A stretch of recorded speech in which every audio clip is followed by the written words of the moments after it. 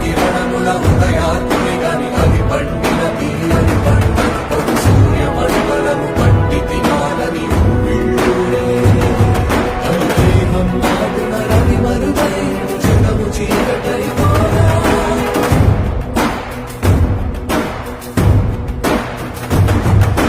అది అమరేంద్రుడు గమనించి తన ఐరావతమధిరోహించి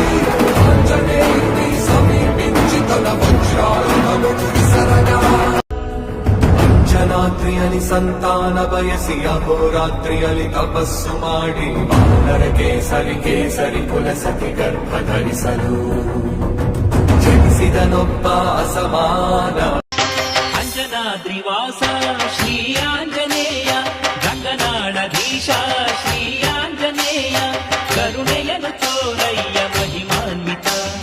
ನೀನೊಲಿದು ಹರಸಯ್ಯ ಲೋಕ ಭರಿತ ನೀಗಿಸು ನಮ್ಮೆಲ್ಲ ಕವಣೆಗಳನ್ನು ನೀಡೆನಗೆ ದರ್ಶನದ